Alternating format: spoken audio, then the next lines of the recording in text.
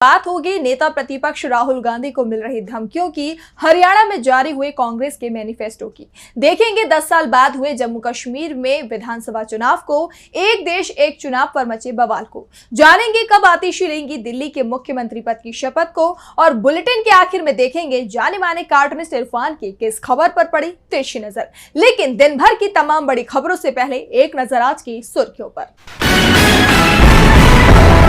जम्मू कश्मीर में वोटिंग के बीच प्रियंका गांधी का बड़ा बयान, कहा पिछले 10 सालों में आपसे सिर्फ छीना गया राज्य का दर्जा, मतदान और सरकार चुनने का अधिकार। लड़कियां आगे बढ़ती हैं तो देश भी आगे बढ़ेगा, MNIT के दीक्षांत समारोह में बोली राष्ट्रपति द्रौपदी मुर्मू। चंद्रयान 4 मिशन को कैबिनेट की मंजूरी, इसमें चंद्रमा से लाई जाएगी मिट्टी, अंतरिक्ष स्टेशन और वीनस मिशन 2028 में होगा लॉन्च। और लाल निशान पर बंद हुआ शेयर बाजार, 131 अंकों की गिरावट के साथ 82,948 पर बंद हुआ सेंसेक्स, वहीं 41 अंकों की गिरावट के साथ 25,377 पर बंद हुआ निफ्टी। ये तो थी सुर्खियां। अब बात आज की सबसे बड़ी खबर की। नेता प्रतिपक्ष राहुल गांधी के खिलाफ लगातार बीजेपी नेताओं की ओर से विवादित बयान सामने आ रहे हैं। ऐसे में अब कांग्रेस ने राहुल की जान लेने की धमकी देने वाले नेताओं पर कानूनी शिकंजा कसने की तैयारी कर ली है। कांग्रेस ने बीजेपी और शिवसेना के नेताओं के खिलाफ FIR दर्ज करवा दी है। देखिए ये रिपोर्ट। नेता प्रतिपक्ष राहुल गांधी के खिलाफ बीजेपी नेताओं के विवादित बयानों का सिलसिला लगातार जारी है। राहुल गांधी को लगातार जान से मारने की धमकियां मिल रही हैं, जिसने बीजेपी को कटघरे में खड़ा कर दिया है। इसी को लेकर कांग्रेस ने बीजेपी नेताओं के खिलाफ एक्शन की मांग करते हुए देश भर में प्रदर्शन किया, लेकिन बीजेपी नेताओं के बयान नहीं रुक रहे हैं। उसी कड़ी में बीजेपी के राज्यसभा सांसद अनिल बोंडे ने भी राहुल गांधी को धमकी दे डाली है। उन्होंने राहुल गांधी की जुबान दाग देने की बात कही है। इसके बाद से ये मुद्दा गर्मा गया और राज्यसभा सांसद के बयान पर कांग्रेस नेता KC वेणुगोपाल ने चिंता जताई है। यही नहीं, उन्होंने सरकार से सवाल भी पूछा है कि क्या हमारे प्रधानमंत्री और गृह मंत्री इन कार्रवाइयों की निंदा करने और माफी मांगने के लिए आगे आएंगे, क्योंकि ये राहुल गांधी के खिलाफ एक बड़ी साजिश के संकेत हैं। मेरा मानना है कि ये एक स्पष्ट साजिश है। बीजेपी नेताओं की ओर से की गई आपत्तिजनक टिप्पणी को लेकर पार्टी नेता अजय माकन ने बीजेपी शिवसेना के नेताओं के खिलाफ दिल्ली के तुगलक रोड थाने में शिकायत दर्ज करवाई। उन्होंने शिकायत की कॉपी चुनाव आयोग को भी भेजी है, जिसमें केंद्रीय रेल राज्य मंत्री रवनीत बिट्टू, बीजेपी नेता तरविंदर सिंह मारवाहा, यूपी सरकार में मंत्री रघुराज सिंह व अन्य नेताओं के खिलाफ FIR दर्ज की गई है। इसके अलावा केंद्रीय मंत्री रवनीत सिंह बिट्टू के खिलाफ दिल्ली हाईकोर्ट में एक जनहित याचिका भी दायर की गई है। इससे पहले मामले को लेकर कांग्रेस अध्यक्ष मल्लिकार्जुन खड़गे ने भी केंद्र सरकार को पत्र लिखा था, लेकिन सरकार की तरफ से अभी तक कोई एक्शन नहीं लिया गया है। अब देखना होगा कि कांग्रेस अगला कदम क्या उठाती है। कांग्रेस के विरोध प्रदर्शन से बीजेपी दबाव में दिखाई दे रही है, तो हरियाणा में भी पार्टी पर दबाव बढ़ता जा रहा है। कांग्रेस ने चुनाव के लिए अपना घोषणा पत्र जारी कर दिया है और इसमें कई जमीनी स्तर के मुद्दों को जगह दी गई है। पार्टी ने किसानों, युवाओं से लेकर महिलाओं के किचन तक का ख्याल रखा है। तो अपने इस घोषणा पत्र में कांग्रेस ने हरियाणा की जनता से क्या किए हैं वादे, देखिए इस रिपोर्ट में। हरियाणा के लिए कांग्रेस ने दिल्ली में अपना मैनिफेस्टो जारी कर दिया है। इसे कांग्रेस के राष्ट्रीय अध्यक्ष मल्लिकार्जुन खड़गे ने रिलीज किया है। इस बार कांग्रेस ने घोषणा पत्र को 2 फेज में तैयार किया है। एक फेज में कई गारंटियां शामिल की गई हैं, जिनमें हरियाणा में सभी महिलाओं को 2,000 रुपए हर महीने कांग्रेस की सरकार देगी। वहीं अगर कांग्रेस की सरकार प्रदेश में आती है तो 500 रुपए में गैस सिलेंडर भी मिलेगा।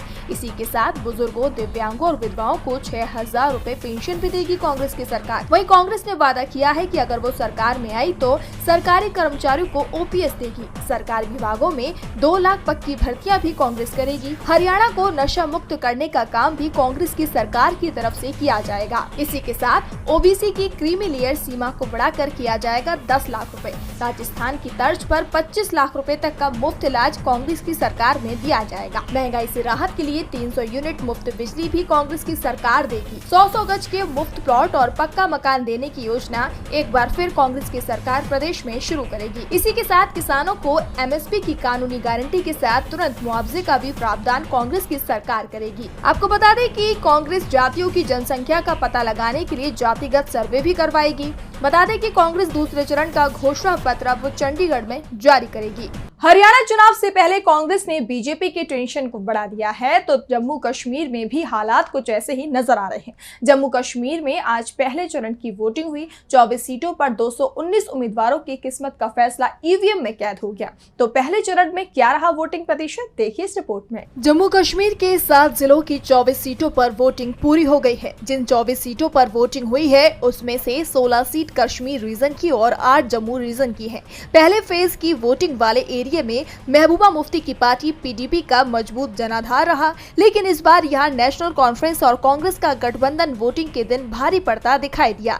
जम्मू रीजन में भी नेशनल कॉन्फ्रेंस और कांग्रेस गठबंधन की बीजेपी के साथ कांटे की टक्कर दिखाई दे रही है। पहले चरण में 61% वोटिंग हुई है और कहीं से भी अप्रिय घटना का समाचार नहीं मिला है। राजनीतिक दलों के कार्यकर्ताओं के बीच जरूर कुछ स्थानों पर छुटपुट झड़प की खबरें मिलती रही, लेकिन इन सुरक्षा बलों ने इस पर तुरंत काबू पा लिया। आज हुई वोटिंग में सबसे ज्यादा मतदान किश्तवाड़ जिले में करीब 80% रहा है। किश्तवाड़ की इंदरवाल विधानसभा सीट पर वोटिंग 82% से भी ज्यादा रही। इसके अलावा डोडा में 71%, रामबन में 70%, कुलगाम में 62%, अनंतनाग और शोपिया में 56% वोटिंग हुई। सबसे कम वोटिंग पुलवामा में हुई, यहाँ सिर्फ 45% मतदान हुआ है। पहले चरण के मतदान में जिन उम्मीदवारों की किस्मत ईवीएम में बंद हो गई है उसमें कुलग्राम से सीपीएम के मोहम्मद यूसुफ तारिगामी, डूरू से कांग्रेस के गुलाम अहमद, हाजीपोरा से नेशनल कॉन्फ्रेंस की सकीना ईटू दमहाल, देवसर से पीडीपी के सरताज मदनी, शंगास अनंतनाग से पीडीपी के अब्दुल रहमान वीरी, पुलवामा से पीडीपी के वहीद पारा और बिजबेहरा से पीडीपी के इल्तिजा मुफ्ती का नाम शामिल है। पहले चरण की वोटिंग के बीच नेशनल कॉन्फ्रेंस के नेता उमर अब्दुल्ला ने कहा कि हम चाहते हैं कि लोग चुनाव में हिस्सा लें। हर इलाके में नेशनल कॉन्फ्रेंस को भारी संख्या में वोट पड़े हैं और हम कामयाबी की उम्मीद लगाए बैठे हैं। उमर ने अपनी जीत का दावा किया। दूसरी तरफ पहले चरण की वोटिंग के बाद बीजेपी कैंप में चिंता दिख रही है। डीपी लाइव की रिपोर्ट। जम्मू कश्मीर में पहले चरण की वोटिंग के बाद बीजेपी कैंप में चिंता का माहौल है और अब तो केंद्र की एनडीए सरकार एक देश एक चुनाव करवाने की कोशिश में लग गई है। एक देश एक चुनाव पर रामनाथ कोविंद की अध्यक्षता वाली कमेटी की रिपोर्ट तो कैबिनेट से पास हो गई है, लेकिन विपक्ष ने इसे पूरी तरह से नकार दिया है, जिसके बाद एक बार फिर चर्चाओं का बाजार गर्म हो गया है। मोदी सरकार की कैबिनेट से वन नेशन वन इलेक्शन यानी देश में सारे चुनाव एक साथ कराने का प्रस्ताव पारित हो गया है। इस पर रामनाथ कोविंद कमेटी की रिपोर्ट को मंजूरी मिल गई है। सरकार संसद के शीतकालीन सत्र में ये बिल पेश कर सकती है। कोविंद कमेटी की रिपोर्ट में 5 सुझाव दिए गए हैं, जिसके मुताबिक सभी राज्य विधानसभाओं का कार्यकाल अगले लोकसभा चुनाव यानी 2029 तक बढ़ाया जाए। हंग असेंबली यानी किसी को बहुमत नहीं, नो कॉन्फिडेंस मोशन होने पर बाकी 5 साल के कार्यकाल के लिए नए सिरे से चुनाव कराए जा सकते हैं। पहले फेज में लोकसभा विधानसभा चुनाव एक साथ कराए जा सकते हैं। उसके बाद दूसरे फेज में 100 दिनों के भीतर लोकल बॉडी के इलेक्शन कराए जा सकते हैं। सिंगल वोटर लिस्ट और वोटर आईडी कार्ड तैयार किए जाएंगे। उपकरणों, जनशक्ति और सुरक्षा बलों की एडवांस प्लानिंग करनी होगी। कोविंद कमेटी ने 18 संवैधानिक बदलावों का सुझाव दिया है, तो विपक्ष ने इसे सिरे से खारिज कर दिया है। कांग्रेस ने दावा किया कि देश इसे कभी भी स्वीकार नहीं करेगा। कांग्रेस अध्यक्ष मल्लिकार्जुन खड़गे ने इसे संविधान के खिलाफ बताया है, संघीय ढांचे के खिलाफ बताया है। वहीं आरजेडी सांसद मनोज झा ने इस घोषणा को लेकर मोदी सरकार पर आरोप लगाते हुए कहा कि ये लोग ध्यान भटकाने में माहिर हैं कि कैसे मौलिक चीजों से ध्यान हटाया जाए। आपने इसे बीजेपी का नया जुमला बताया है।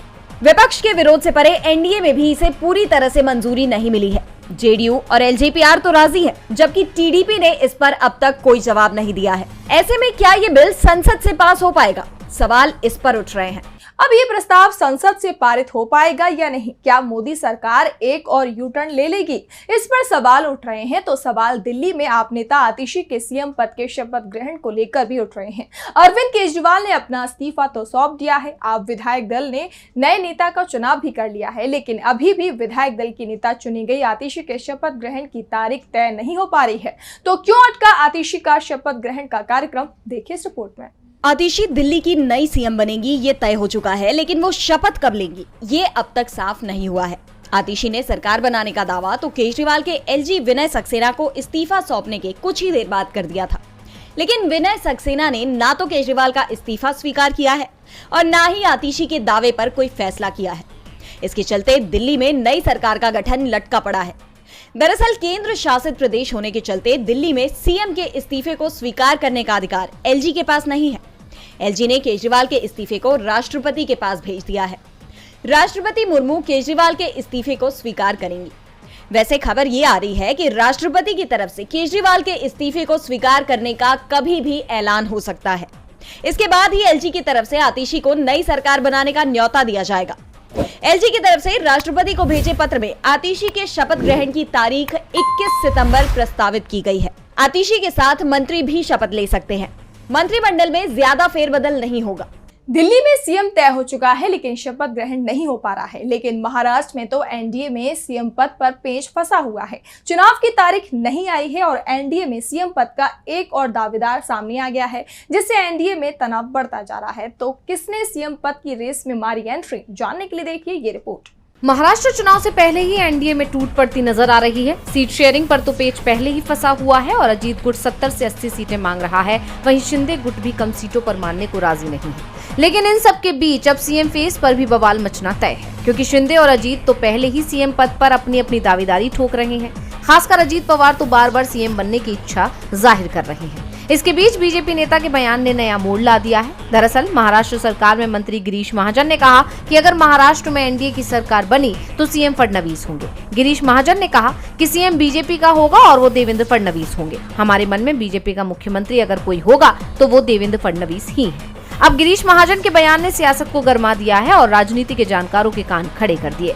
जानकार दावा कर रहे हैं कि बीजेपी अपने सहयोगियों के साथ खेला कर सकती है। अब देखना होगा कि गिरीश महाजन के इस बयान का क्या असर होता है। गिरीश महाजन के बयान को लेकर सियासत गरमाई हुई है तो हड़कंप ट्रंप के बयान से भी मचा हुआ है। अमेरिका के पूर्व राष्ट्रपति डोनाल्ड ट्रंप ने पीएम मोदी को लेकर बड़ा दावा कर दिया है, जिसे लेकर कई सवाल खड़े हो रहे हैं। अमेरिका चुनाव में हिंदुस्तान की भूमिका सवालों के घेरे में आ गई है। तो क्या कहा ट्रंप ने, ऐसा जानने के लिए देखिए ये रिपोर्ट। अमेरिका में राष्ट्रपति चुनाव से पहले पीएम मोदी का अमेरिका दौरा चर्चा में आ गया है। मोदी की इस यात्रा से पहले ही डेमोक्रेट्स उम्मीदवार और पूर्व राष्ट्रपति डोनाल्ड ट्रंप ने दावा कर दिया है कि मोदी अगले हफ्ते मुझसे मिलने आ रहे हैं। उनके इस दावे ने सियासी गलियारों में चर्चाओं का बाजार गर्म कर दिया है। सवाल उठ रहे हैं कि क्या एक बार फिर हिंदुस्तान अमेरिका की चुनाव में दखलंदाजी करेगा। दरअसल 2020 में अमेरिका में राष्ट्रपति चुनाव हुए थे और इसके ठीक एक साल पहले यानी 2019 में पीएम मोदी ने अमेरिका दौरा किया था, जब उन्होंने अब की बार ट्रंप सरकार का नारा भी लगाया था, जिसे लेकर विवाद छिड़ गया था। हालांकि ट्रंप को तो उस चुनाव में हार मिली थी, लेकिन हिंदुस्तान पर यानी पीएम मोदी पर जरूर अमेरिकी चुनावों को प्रभावित करने के आरोप लगे थे। और अब ऐसे में एक बार फिर पीएम मोदी का ये दौरा सवालों से घिर गया है, क्योंकि महज 1.5 महीने बाद ही अमेरिका में राष्ट्रपति चुनाव होने हैं। बता दें कि नरेंद्र मोदी क्वाड सम्मेलन में सम्मिलित होने के लिए अमेरिका दौरे पर जा रहे हैं। वो 21 से 23 सितंबर तक अमेरिका में रहेंगे और विदेश मंत्रालय की तरफ से जारी शेड्यूल में ट्रंप के साथ मुलाकात का तो जिक्र नहीं है, लेकिन ट्रंप ने खुद ही ये दावा किया है कि उनकी पीएम मोदी से मुलाकात हो रही है। ऐसे में अभी ये मुलाकात होगी या नहीं, ये तो देखने वाली बात होगी। और बुलेटिन के आखिर में देखेंगे जाने माने कार्टूनिस्ट इरफान की किस खबर पर पड़ी तिरछी नजर।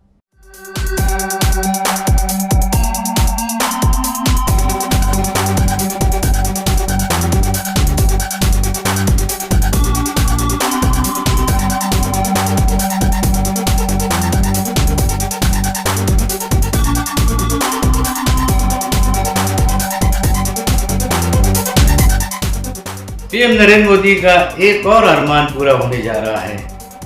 नोटबंदी, धारा 370 का हटना और अब वन नेशन वन इलेक्शन का भी प्रस्ताव उनका कमेटी ने, कैबिनेट ने पास कर दिया है।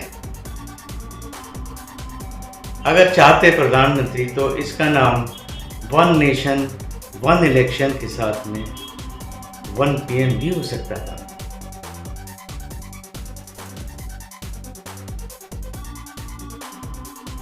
आज सोशल मीडिया से लेकर आपके चलते फिरते जीवन में भी पत्रकारिता के बुरे दौर की चर्चा होती है, क्योंकि जिन लोगों पर सूचना देने की जिम्मेदारी है वो आपके लिए नहीं बल्कि कॉरपोरेट और सरकारों को फायदा पहुंचाने में लग गए हैं। विज्ञापन मॉडल को खारिज कर आप इस बीमारी को दूर कर सकते हैं और अपने नारे को बुलंद कीजिए। मेरे खर्च पर आजाद है खबरें।